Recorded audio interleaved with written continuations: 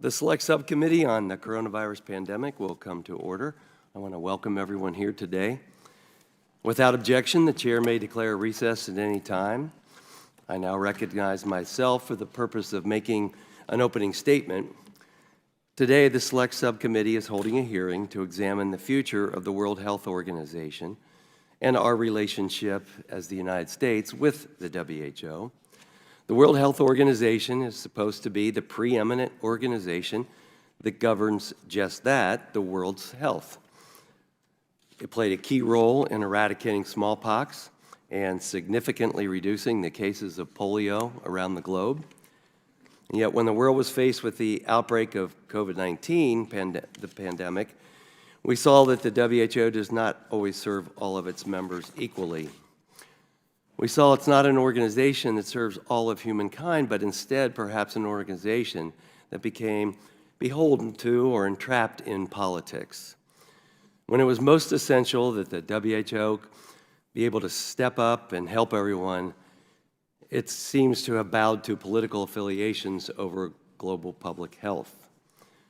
When the WHO should have been conducting independent investigations into the origins of COVID-19, and presenting the global community with verified information to help keep them safe, we instead saw that they ignored some facts and parroted back statements that came from the Chinese Communist Party.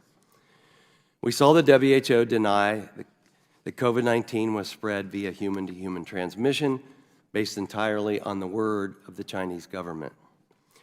The WHO delayed naming COVID-19 a public health emergency of international concern, a World Health Organization procedure that, amongst other things, would have allowed for the procurement and distribution of scarce supplies, all because the Chinese Communist Party told them the spread was under control. The WHO delayed serious measures to counter the global spread of COVID-19 because the CCP was only worried about their own bottom line. When the WHO produced a report evaluating the possible origins of COVID-19, it became unquestionably evident that the entire report was nothing but Chinese propaganda. Even Dr. Fauci was worried about the report, stating there was a lot of restrictions on the ability of the people who went there to really take a look. I have some considerable concerns about that. The CCP was so entrenched in influencing the WHO's investigation into the origins of COVID that they even contacted me. With unanimous consent, I wish to submit for the record an email sent to me by the Chinese embassy. So ordered. This email from the Chinese embassy is another attempt to interfere with the investigations of COVID. The letter stated, "We express our grave concern regarding the COVID-19 origins hearing. We firmly oppose it." This kind of communication and action hardly expresses a clear conscience. The WHO's lack of independent investigation potentially allowed the beginning of the pandemic to be worse and spread further than it could have been. All in all, we saw the WHO more influenced by politics than public health. Not necessarily their fault. There's no denying it. The WHO stumbled out of the gate. This subcommittee is as much about looking back as it is looking forward and preparing for the future. We must be better prepared when the next pandemic surfaces, and a scientifically focused WHO is paramount to that. It's evident the WHO is in need of some reform.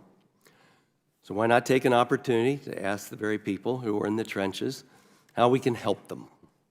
Why not ask direct sources what we can do right now to equip future generations? Should there be an independent body that is able to conduct oversight? How can the ideal methods of data sharing and development be implemented across the world? What we do know is that the WHO needs to be reestablished with raised expectations of transparency, verifiability, and accountability. Accountability amongst its members as well. Running any public health organization in a political manner destroys the organization's credibility. The WHO needs to police its members and not cower behind bullies. The WHO should have been in a position to tell the world that China was lying, if they were lying. The fact that it didn't do so until later is very telling. Honesty is always non-negotiable, especially during a once-in-a-generation public health emergency. The WHO is currently drafting a new pandemic accord and new international health regulations that will apply to all its members. These changes must ensure American interests are protected. They must not violate international sovereignty, and they must hold China and others accountable.